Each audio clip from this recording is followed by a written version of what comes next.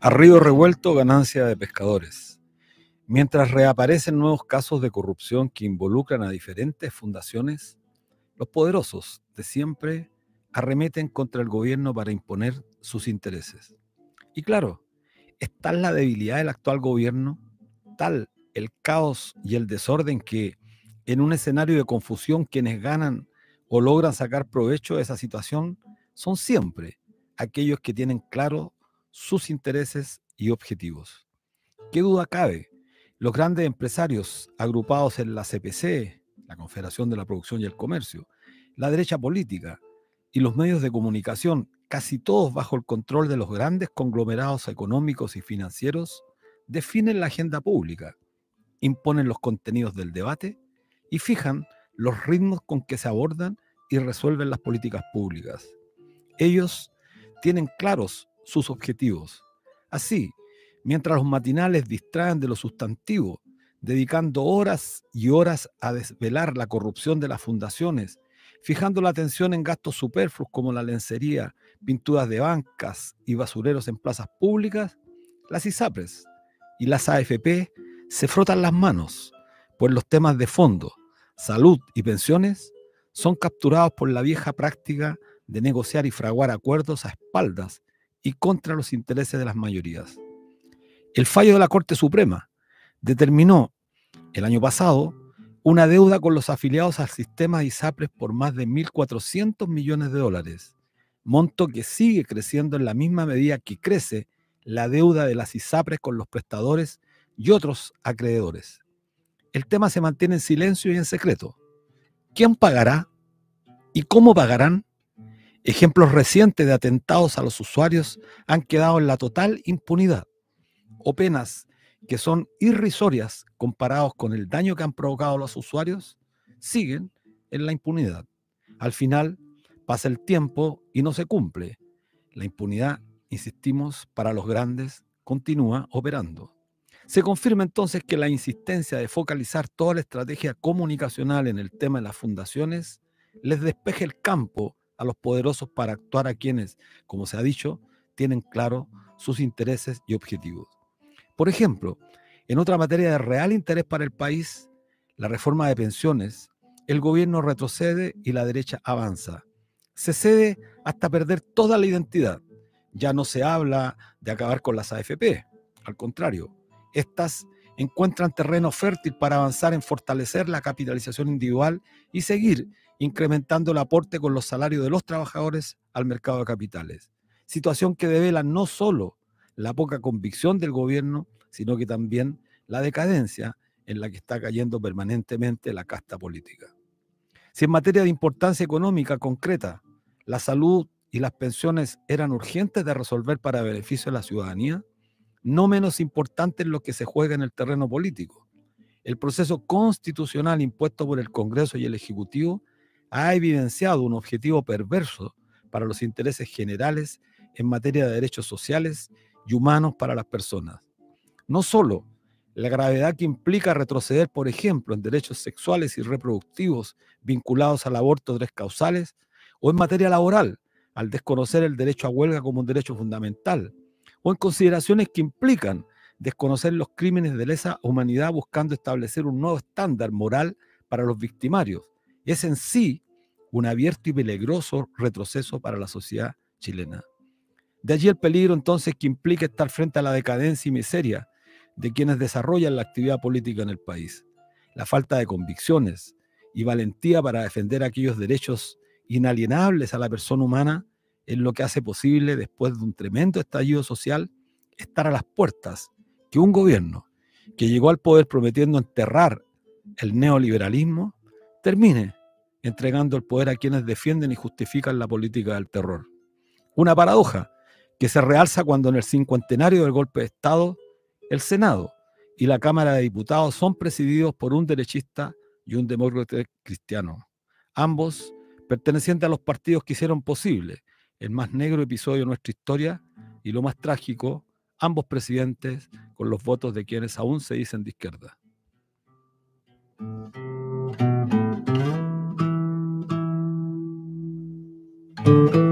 ¿Cómo están? Como todos los días viernes en un nuevo programa de debate social en la radio que piensa, en la Radio Universidad de Chile, en el 102.5 del dial y en su señal online y por streaming a través del fanpage Canal.social, bajo la dirección de la periodista Ana Buga Sáez, Javier Márquez en la difusión en redes y a Patricio Núñez en los controles.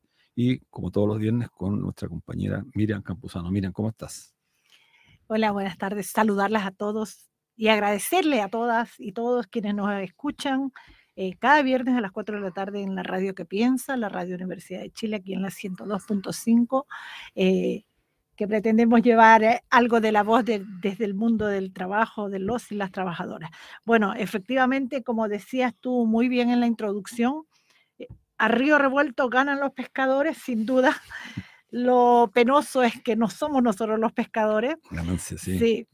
Y mientras los medios de comunicaciones se solazan hablando de lencería y de robos de menores, los grandes desfalcos hacia la clase trabajadora popular, a los chilenos, siguen sin ser tocadas, así como la desviación de recursos públicos a privados a través de prestaciones que no son otra cosa que subcontratación de servicios. De allí también nacen este tipo de fundaciones que están legalizadas y que están respaldadas por un resquicio legal donde es un robo legalizado. Las ISAPRES, como bien decías tú, se mantienen y se fortalecen, la FP, pero también la educación de mercado, la educación con lucro, Claro. las grandes compañías inmobiliarias y de constructoras que dan vivienda a los trabajadores endeudándoles 30, 40 años y pagando 3 y 4 casas. Entonces, el modelo se mantiene. Aquí podemos cambiar el partido político, pero la política no se toca. La manera de esta política neoliberal se mantiene y se sostiene. Las ISAPRES, por ejemplo, se dice que comenzarían a pagar los más de 1.1 billones de pesos que le deben devolver a los usuarios por cobros excesivos, pero no pasa. No pasa. Y parece que va a venir algún tipo de ayuda desde el Ejecutivo para que esto sea de una manera diferente. Sí. En el caso de las AFP, por ejemplo, empujando una reforma que se viene postergando desde hace rato ya, y que usa el ahorro de los y los trabajadores para inyectarlo al mercado de capitales, y que creo que en este proyecto del Consejo Constitucional también se viene a robustecer si es que se llegase a aprobar. Pero la actual reforma podría aumentar la inyección de las platas a la FP, que es lo que los trabajadores hemos venido desde la coordinadora No Más FP organizando hace más de una década, de que el sistema es el que tiene que cambiar, y como lo dijimos el viernes pasado, se habla del posible 6% del aporte de los empleadores, pero no se toca del cambio del modelo ni en gobiernos de izquierda ni en de derecha. Bueno, sí es lamentable. Las dos demandas más importantes y que aparecen reiteradamente en las encuestas de opinión son, sin ninguna duda, el tema de las pensiones y el tema de las ISAPRES, vinculadas al tema de la salud, o mejor dicho, en la salud y las pensiones. Pero las ISAPRES juegan un rol aquí importante, 1.400, poco más de 1.400 millones de dólares, que aún no se ejecuta la determinación de la Corte Suprema. Hay una sentencia ejecutoriada por parte de la Corte Suprema, pero en este país, extrañamente, los poderosos hacen lo que quieren cuando se trata de cumplir con aquellos fallos de la justicia. Y como decíamos, bueno, efectivamente estamos permeados permanentemente por este acoso prácticamente en que se ha convertido el ataque a las fundaciones, que siendo relevante porque es una práctica absolutamente indeseable, repudiable, esconde el problema de fondo. Los grandes atentados, no solamente en el tema de la ISAPRE y las AFP, en el tema de la discusión que se está haciendo en la ley minera, con los anuncios que ha hecho el propio presidente de Codelco respecto a abrir el camino a la privatización de Codelco. Esto es gravísimo. Y por eso es relevante decirlo en la Radio Universidad de Chile, en la radio que piensa, los auditores, que no perdamos de vista lo que, mientras nos distraen en lo accesorio, insisto, que siendo importante el tema de las fundaciones, porque hay que eliminar esta práctica, lo importante para efectos históricos se discute entre bambalinas, entre gallo y medianoche, en la vieja y irrepudiable política que el 18 de octubre millones de chilenos, de chilenas salimos a cuestionar. Es decir, se está reproduciendo la misma práctica, están reapareciendo los mismos personajes, y eso es lo más increíble. Escuchar declaraciones de personajes ya, yo diría extravagantes, como Osvaldo Andrade, por ejemplo, que ya parece que se pasaron al bando enemigo, ¿no? Escuchar al señor Castro, el senador de Rancagua, pues, para qué hablar de Fidel Espinosa. Es decir, te vas dando cuenta tú que cada vez más se corre el cerco hacia la derecha de manera impúdica, pero lo lamentable que lo corren con mucho ahínco aquellos que militan en el partido del presidente mártir, cuya fecha histórica en menos de 45 días vamos a estar conmemorando. Por lo tanto, adquiere una gravedad importante y además interpela a todos aquellos que tienen una moral que no es la moral de ellos, una moral, es decir, un conjunto de creencias respecto a lo que ocurrió en nuestro país.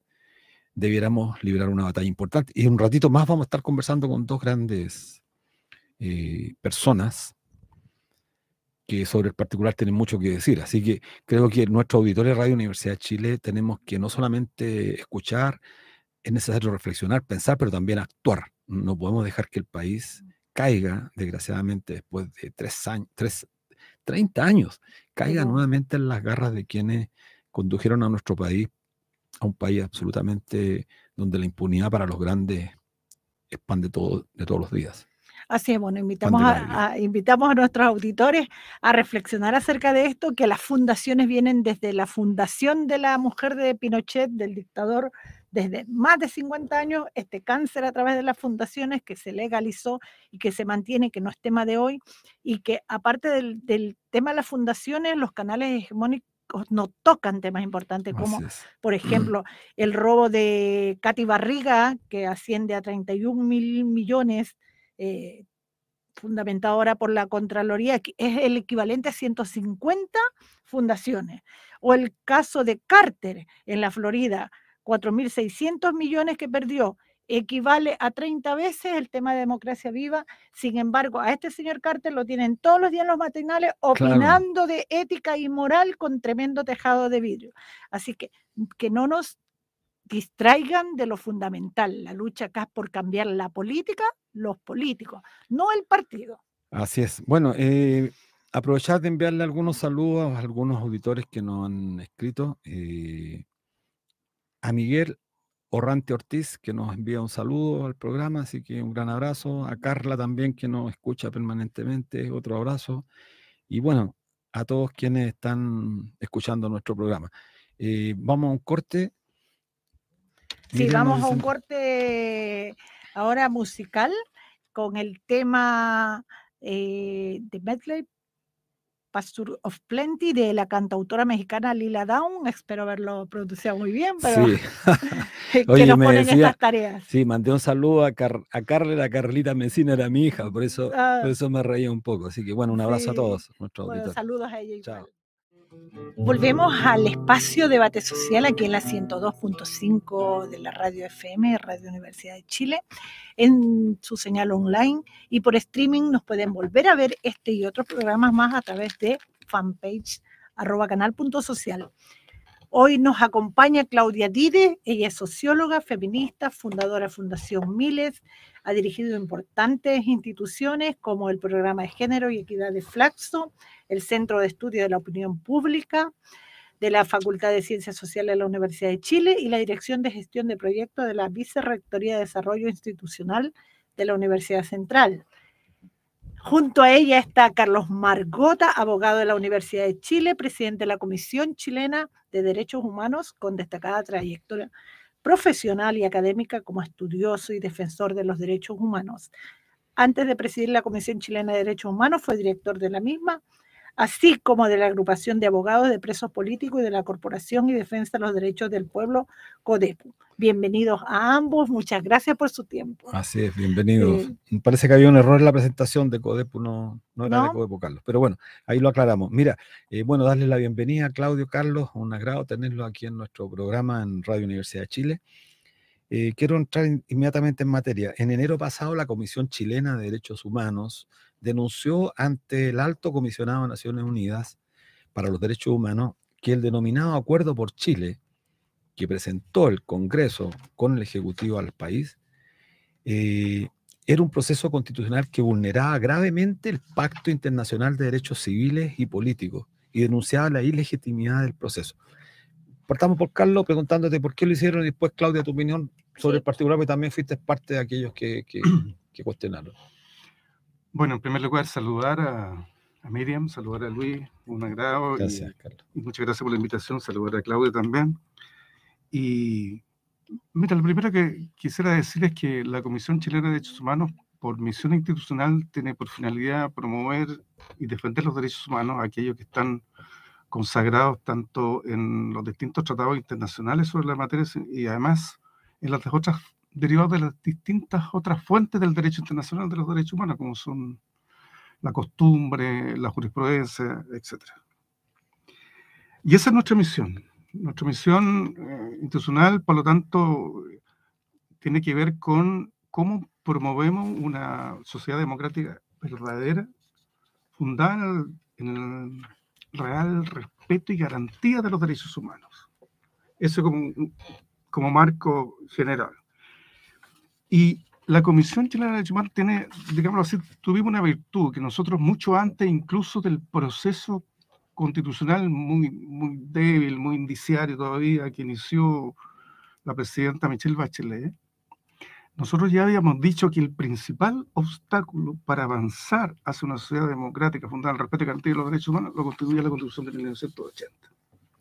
Y por eso que nosotros apoyamos fervientemente el proceso constitucional que se abrió, digamos, en el marco del estallido social, y apoyamos finalmente, por cierto, la Convención Constitucional. Y bueno, y presentamos algunas propuestas a través de algunos convencionales.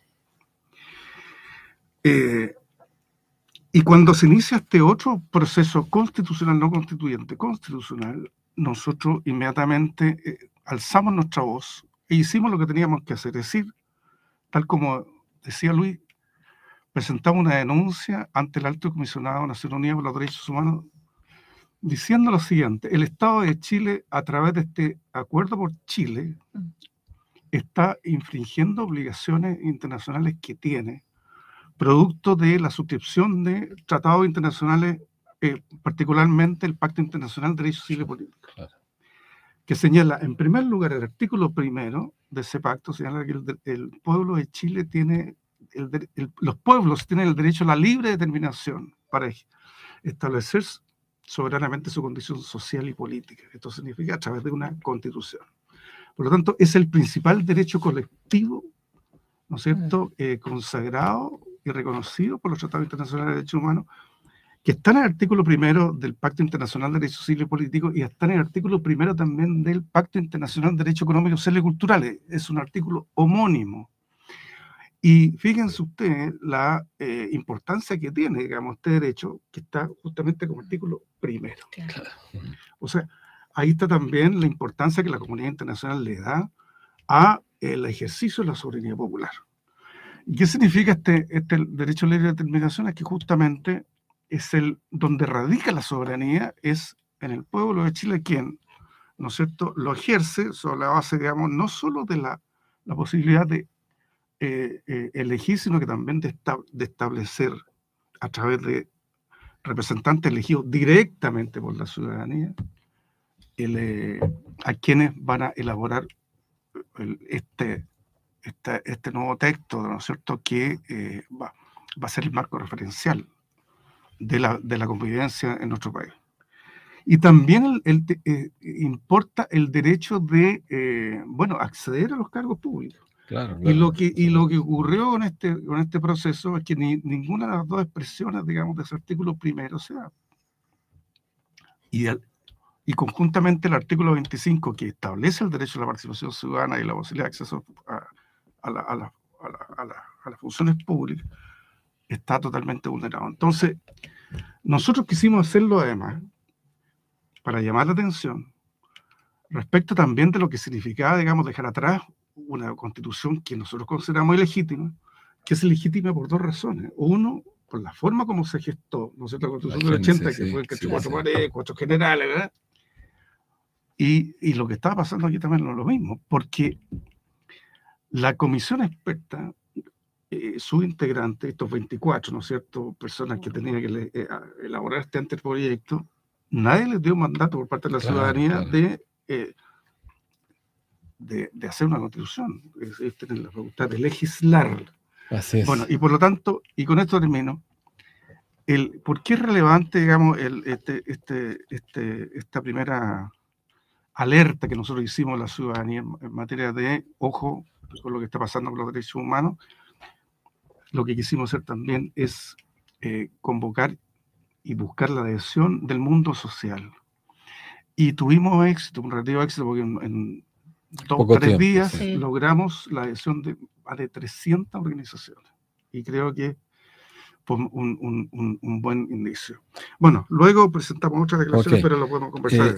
Claudia, y en tu condición de socióloga, feminista, y además destacada luchadora por los derechos humanos, sociales, ¿qué te parece este tema que estamos viviendo hoy día, con un proceso que ya está en curso, que a poco tiempo, pero además está lleno de cuestionamientos, que la ciudadanía, además no logra empatizar con la ciudadanía, la gente no lo siente como un proceso, no se siente parte de este proceso?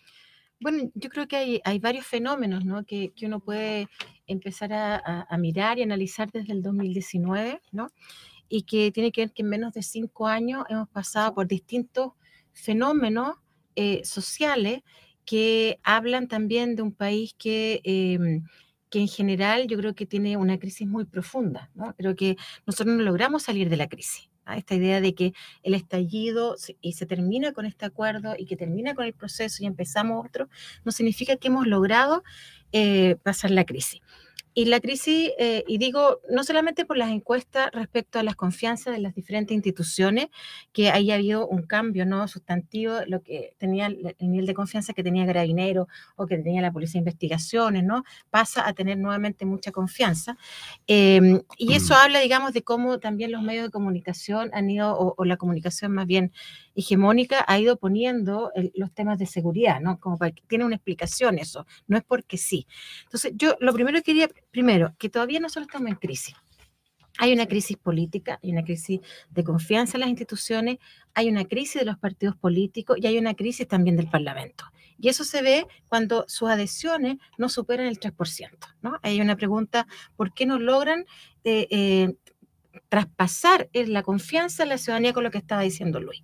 Y en este marco, entonces, el proceso constituyente, que ya sabemos qué pasó, cómo se dio, que ya hay bastantes análisis y estudios respecto a la influencia de todo lo que son las nuevas tecnologías en el campo de los medios de comunicación y todos los fake news y todo lo que significa eso.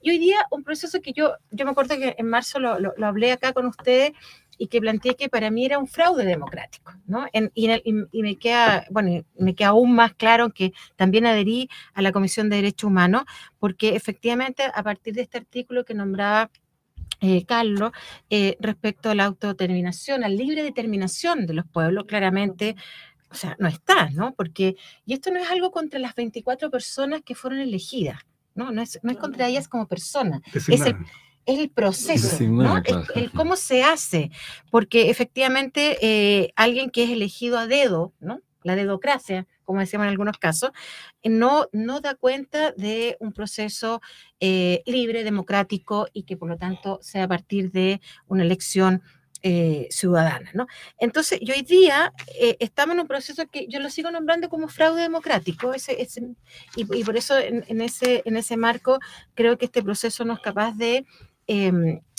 conllevar muchas organizaciones sociales que estén detrás de ellas, ¿no?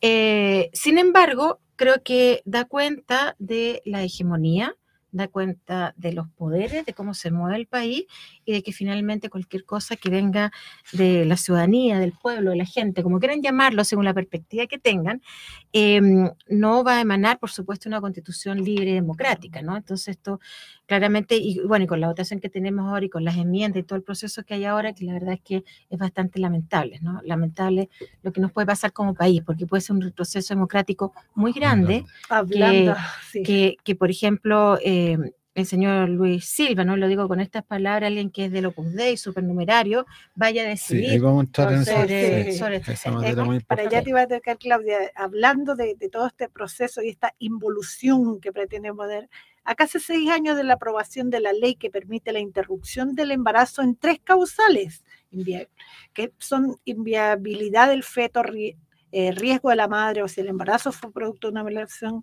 el debate sobre esta materia se tomó nuevamente el Congreso, luego el anuncio de que el Partido Republicano, de que es parte el señor Silva, intenta derogarla de alcanzar los escaños en las próximas elecciones. ¿Crees que se pueda avanzar en retroceder en esta materia de derechos sexuales y reproductivos? ¿Y qué efecto tendría eso, sobre todo en la masa popular? Allá hay varias cosas. Lo que pasa es que de poder se puede, porque si ganan los escaños, perfectamente, y si ganan el gobierno, pueden presentar un proyecto de ley que pueda modificar. Pueden haber cuestiones más técnicas, que a lo mejor Carlos las puede explicar porque es abogado, yo en eso soy súper respetuosa, yo soy socióloga, aunque aprendí mucho de derecho y de medicina justamente por el tema de aborto, pero podría ser. Ahora, lo lamentable es que, y aquí quiero decir, mira, a propósito de lo que estaba justamente conversando Carlos, ¿no? En el proceso constituyente, lo que se quería era reconocer los derechos sexuales y reproductivos que son parte de los derechos humanos. El gran paraguas de todo esto son los derechos humanos, y de ahí se derivan A, B, C, D, ¿no? Y seguramente vendrán muchos más derechos en este siglo y en el próximo siglo, porque tiene que ver con la construcción de la humanidad, ¿no? Y las necesidades propias. Yo no era partidaria, por ejemplo, de poner el aborto en la Constitución, porque creo que eso es materia de ley y si se reconocen los derechos sexuales y reproductivos, entonces ahí abrimos el espacio para todas las materias, los temas que se relacionen con ese espacio, ¿ok? Ahora, lo que está pasando acá es que no se están reconociendo los derechos sexuales y reproductivos, o sea, no hay ninguna de las enmiendas que hable de eso, por lo tanto, es entregar, digamos, el campo de la sexualidad y reproducción nuevamente a las normativas, a las leyes, sin tener un principio constitucional.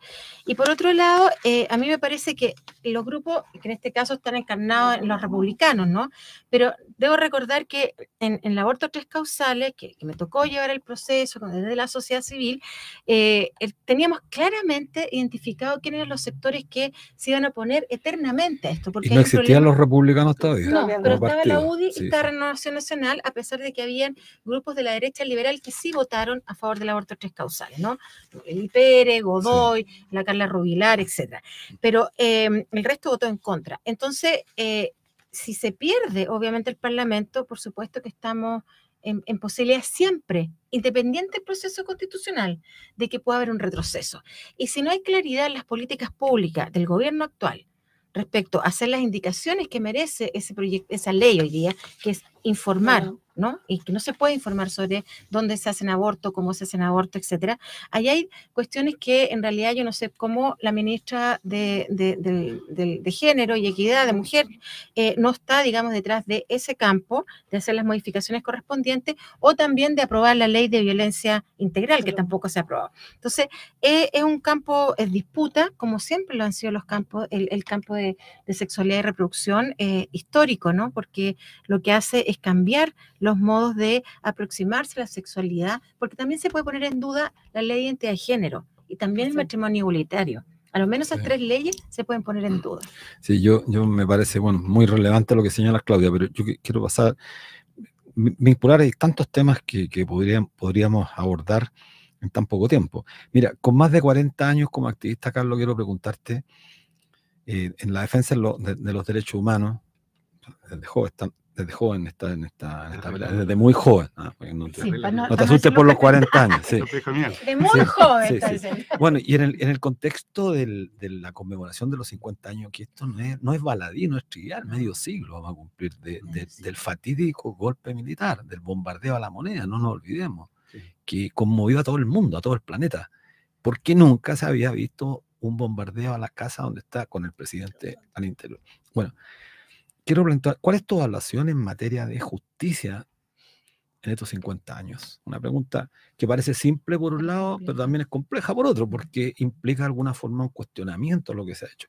¿En cuántos casos hubo impunidad? Porque esta pregunta la hago ahora porque después quiero que terminemos viendo los efectos que tiene esta instalación de un discurso que esconde toda una concepción casi filosófica. Por ejemplo, lo que ha dicho Luis Silva, que parece trivial, pero es tremendamente importante. Este tema de ver a los victimarios con una mirada humanista. ¿Ah? Lo humano tiene que ser lo que prevalezca para ver si efectivamente las personas son objeto de no impunidad, sino que de casi misericordia, es decir, liberarlos de la pena que cargan sobre sus hombros, especialmente aquellos que han cumplido cierta edad, porque eso involucra echar abajo ciertas concepciones. No sé cómo ves este tema tú, Carlos, que le has dado vuelta mucho tiempo. Bueno, son muchas preguntas, Luis, muy importantes, por cierto. Pero yo diría, en primer lugar, mira, vamos a partir por lo que está en discusión hoy día en el proceso constitucional, a propósito de las enmiendas y a propósito de la intervención de Claudia. Aquí lo que está en juego no es un mero retroceso político, este es un retroceso civilizatorio. Y eso hay que tenerlo muy presente. ¿Por qué? Porque los derechos humanos, la lucha por los derechos humanos, no solamente en Chile, en el mundo, bueno, es una lucha que se ha dado, ¿no es cierto?, y ha tenido ciertos logros a lo largo de los últimos 77 años, ¿no es cierto?, donde lo que se trata a través de su debida protección, su respeto y garantía, es avanzar a una sociedad más justa, más libertaria, y donde cada ciudadano de cada país logre la realización plena de la dignidad humana. Fíjate que ese es el fin último del respeto y garantía de los derechos humanos, por los cuales el movimiento de derechos humanos a nivel mundial, respecto al cual Chile no está ausente, ¿no es cierto?, busca. ¿Qué es lo que se pretende ahora con este discurso anticivilizatorio? Es un retroceso justamente civilizatorio. Claro. Sí. Porque el discurso que está hegemónico al interior del Consejo Constitucional es, mire, los derechos humanos no nos importa, no nos interesa y no estamos ni ahí, como decía el Chino Río, con la mirada, digamos, de obligatoria, por lo demás, de respetar los derechos humanos. Y así lo han dicho. Entonces, esto tiene varias expresiones. En materia de derechos sexuales y reproductivos, yo quiero decir de que sí pueden hacerlo, como dice Claudia. El tema es que ante la comunidad internacional van a incurrir en responsabilidad internacional, en virtud de un principio muy relevante en materia de doctrina de derechos humanos, que es el principio de la progresividad. Así es. Es decir, ¿qué significa el principio de la progresividad? Significa que cuando se consagran determinados derechos en el ordenamiento jurídico, ¿no es cierto?, no se puede volver atrás. Claro. Siempre se puede avanzar más, en más protección, más garantía, pero nunca retroceder. Por lo tanto, es un tema muy relevante. Cuando los republicanos plantean a través de una enmienda que los tratados internacionales no pueden tener rango constitucional, sino que tienen que tener rango de ley, es decir, bajar la jerarquía, fíjese usted la contradicción. No solamente una contradicción normativa, sino que además tiene que ver con su propio discurso. Ellos, recuerdo la convención constitucional pasada, dijeron, no necesitamos una nueva constitución, nosotros adoramos esta constitución, nosotros veneramos esta constitución. Están cambiando, claro. Y resulta que el propio, fíjense, la constitución de Pinochet establece en el inciso segundo, el artículo 5, la jerarquía constitucional, cuando dice, es deber de los órganos del Estado respetar y promover tales derechos garantizados por esta constitución, así como por los tratados internacionales ratificados por Chile y que se encuentran vigentes. Bueno, ahora resulta que los republicanos quieren, que adoran esta constitución, quieren además. Sí. Por lo tanto, bueno, ahora, ¿se puede hacer eso? No se puede hacer. Es decir, no se debe. Se puede hacer, claro, pero no se debe normativamente. Exacto. Porque claro, eso los va a hacer incurrir en responsabilidad internacional. Y permítanme hacer una distinción de normativa. El artículo 27 de la Convención de Viena sobre Derechos de los Tratados, que involucra todos los tratados, incluidos los tratados internacionales sobre derechos humanos, dice: una parte no podrá invocar las disposiciones de su derecho interno como justificación del incumplimiento de un tratado. Clarísimo. Es decir, ni siquiera pueden establecer en la Constitución una norma que vaya en contra de los tratados internacionales que el Estado de Chile ya ratificó y por lo tanto ya tienen un carácter incluso supraconstitucional, precisamente. Es decir, una constitución nunca puede ir en contra de los tratados internacionales. Entonces, es un retroceso civilizatorio. Y de eso nosotros tenemos que tratar de hacer conciencia respecto de lo que está ocurriendo, porque esto no es una cuestión meramente táctica. Y lo otro que me parece relevante, antes, discúlpame, aquí no se trata de simplemente llamar la atención sobre el tema de la enmienda. Nosotros, por lo menos institucionalmente, lo que hicimos también en la segunda intervención pública, a través de una declaración, fue llamar la atención respecto al texto de la comisión experta. respecto del cual se tiene que pronunciar este Consejo Constitucional. Es el marco obligatorio. Claro, según las bases del proyecto. Por lo tanto, claro. ese es digamos, el marco obligatorio, es como el amarre, ¿no? Y ya ese texto de la Comisión Experta es un texto que contraría y vulnera derechos humanos que están consagrados, los tratados internacionales de derechos humanos que el Estado de Chile debe proteger. O sea, y ese ¿por qué lo hay que digo, decirlo, Luis? que la comisión de expertos es una comisión representativa, comillas, representativa del actual poder constituido, Claro, a diferencia de la... Pero no tienen el poder, claro, fueron constituyente, designados. fueron Exacto. designados. Nadie, la Por ciudadanía no supuesto. les pidió, y por eso que vulnera el artículo primero Claro.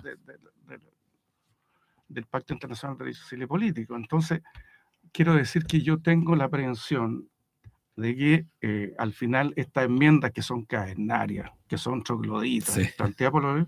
Finalmente, a lo mejor no se abren paso, y todos celebran al final, ¿no es cierto?, que el texto de la Comisión Experta no se haya tocado, no se haya modificado. Punto, muy buen punto. Yo quiero decir, llamar la atención, Sí. porque ese texto de la Comisión Experta vulnera gravemente los derechos humanos, y así lo hicimos, por lo menos, saber nosotros, es decir, contexto de los tratados internacionales en mano, porque aquí se trata de opinología. Y por lo tanto, si se aprobara ese texto de la Comisión Experta, el Estado de Chile incurriría en responsabilidad internacional. Clarísimo, Carlos. Y sobre el tema de la justicia. Mira, el tema de la justicia es un gran tema, pero hay una gran deuda del Estado de Chile en materia de cumplimiento de sus obligaciones derivadas de lo que se denomina la justicia transicional, que son 4 obligaciones que tiene todo Estado después de que sale una situación de violencia institucional como la que vivimos durante 17 años. Verdad, justicia, reparación y garantía de no repetición. Y ciertamente ha habido justicia, pero efectivamente ha habido justicia en la medida de lo posible, como dijo Patricio Elwin. Y quiero graficarlo, porque yo soy abogado, además, que llevo causa no solamente en Santiago, sino que en lugares apartados, porque la violación sistemática de los derechos humanos en dictadura no fue solo en las grandes urbes, fue en pequeñas localidades. Y yo quiero graficarlo que hasta el día de hoy, la víctima sobreviviente se encuentra en el supermercado con su torturador. Y eso, éticamente, es impresentable. Eso da cuenta, por lo tanto, del nivel de justicia al cual hemos llegado. Muy poca. Y en consecuencia, da cuenta, digamos, de que el Estado de Chile está muy al debe en el cumplimiento de sus obligaciones internacionales. Muchas gracias, Carlos. Bueno, recordarles a nuestros auditores que estamos con Claudia Tide, ella es socióloga, y Carlos Margota, quien es abogado y presidente de la Comisión de Derechos Humanos. Me va a salir un poquito de texto. Este domingo es el celebrado Día del Niño. La Declaración de Derechos del Niño de 1957 y la Convención de Derechos del Niño y la Niña de 1989 declaran como sujetos de derecho y de especial protección de juego, recreación, incluso seguridad social y no discriminación a los niños. Eso es lo que se celebra el Día del Niño. Ya.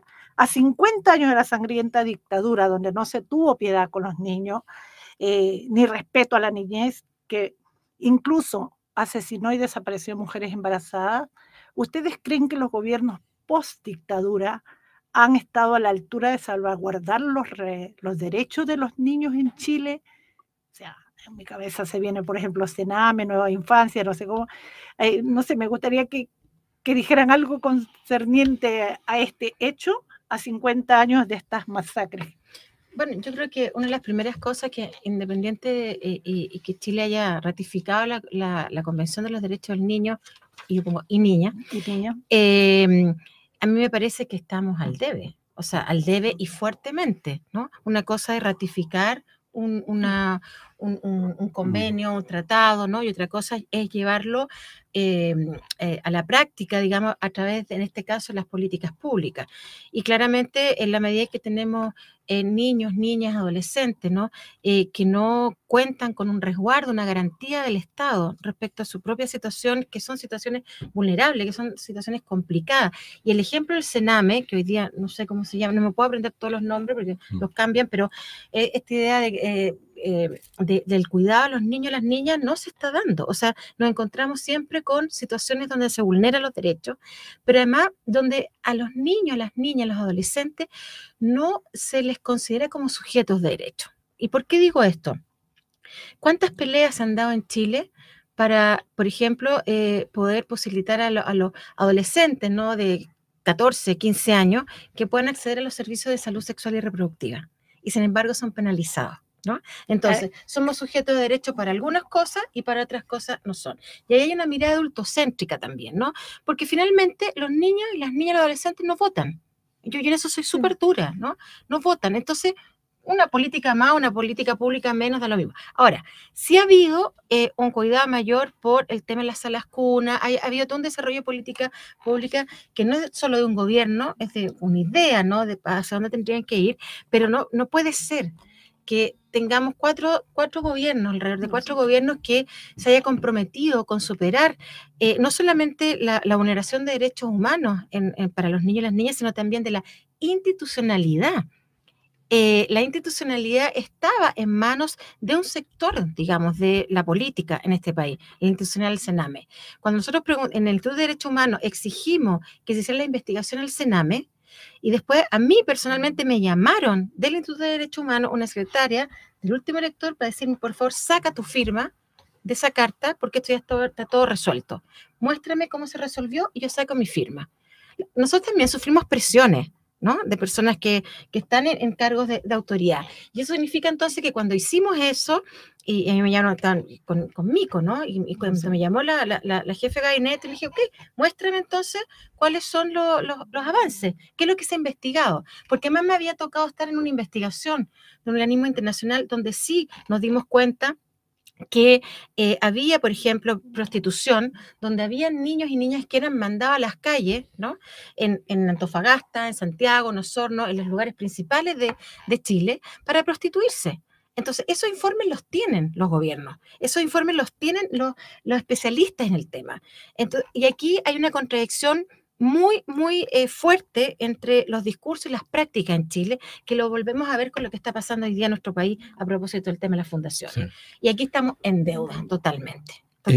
Un solo paréntesis respecto para que terminen ese tema, Claudia, a propósito de los 50 años que se conmemoran en los próximos días, ¿no sientes tú que se está vaciando de contenido la conmemoración de este hito tan importante? Totalmente. Yo tengo la impresión, primero, bueno, que no había una buena planificación desde el gobierno, claramente, para ver cómo se trataba este tema. Creo que hubo también posiciones muy que hicieron dudar, ¿no?, el significado del golpe. Cuando un país empieza a dudar respecto a lo que es un golpe de Estado, ¿no?, cuando un presidente de la República dice, miren, lean a Mansour, que da una interpretación interesante. No, aquí no hay interpretaciones interesantes sobre la base de que hubo unos aviones que bombardearon, aquí se asesinó gente, se mató. Claro. Es una cuestión reconocida a nivel mundial y tengo la impresión de que no se va a estar a la altura. Exacto. Y entonces ahí es el llamado a que, no sé, serán organizaciones, pero cada uno de nosotros recordaremos, para cada uno de nosotros afectó nuestras propias vidas, los proyectos de vida. Y yo creo que no nos merecemos una cosa así, como país. Una cosa distinta es hacer un balance del periodo de la Unidad Popular, cuestionarlo, criticar la política económica del gobierno de Salvador Allende, pero una cosa totalmente distinta, Carlos, respecto a esto, para poder, claro, a nuestros auditores dejar claridad, meridiana claridad, respecto que no hay que confundir aquí las cosas. Porque si alguien es opositor a Salvador Allende, bueno, tiene su legítimo derecho, pero no confundamos el bombardeo, los crímenes, etc. Es que eso no tiene ninguna... ¿Cómo es posible? La pregunta es la pregunta por la civilización. Claro, ¿no? Entonces vamos a cuestionarlo todo y todo lo que se hace. Cuando se hicieron los derechos humanos, me puedes corregir totalmente, ¿por qué se crean los derechos humanos? Bueno, ¿no? Ahí está. ¿Por qué se crea? Claro. Porque es un mínimo civilizatorio, ¿Se violan todos los días los derechos humanos? Sí, pero hay un mínimo civilizatorio al cual tenemos que avanzar, creo yo. Bueno, sí, pues el golpe de Estado en sí mismo es la primera gran violación de los derechos humanos que da inicio a la política de exterminio que se implementó durante 17 años. De manera que eso no es discutible y esto no es... No hay opinología, claro, no un capricho de alguien, ni un capricho, sino que además eso está normado en los distintos tratados internacionales de derechos humanos, las recomendaciones, las resoluciones de Naciones Unidas, etcétera. Y lo otro es que me parece muy relevante el tema de la conmemoración, analizarlo bien, porque yo también nosotros como Comisión Chilena de Democracia somos críticos respecto a cómo se ha desarrollado este relato o esta falta de relato. Más bien la ausencia. Porque afortunadamente, bueno, se cambió a quien hacía cabeza, fue nombrado por el presidente Gabriel Boric como coordinador de la conmemoración, Patricio Fernández, y nosotros concurrimos, por supuesto, a la firma, solicitando su renuncia, porque se había llegado, digamos, justamente al algo impresentable que era discutir, ¿no es cierto?, el 11 de septiembre, no el análisis crítico de la Unidad Popular. Es una parte. Y por otro lado, mira, nosotros pensamos que a propósito del contenido del relato, me parece muy bien que se haga un ejercicio de memoria respecto de lo ocurrido, sobre todo por lo que tiene que ver con el conocimiento que deben tener sí o sí las nuevas generaciones. Es muy relevante, pero no podemos quedarnos así. Voy a decirlo de una manera brutal, pero espero que suene, que se entienda bien. No podemos solamente recordar a las víctimas, porque ese es solo un aspecto. Una parte. Es un aspecto relevante, por supuesto, pero no es suficiente. Y lo segundo, me parece que cuando se habla aquí que tenemos que mirar al futuro, yo digo, bueno, miremos al futuro y veamos lo siguiente.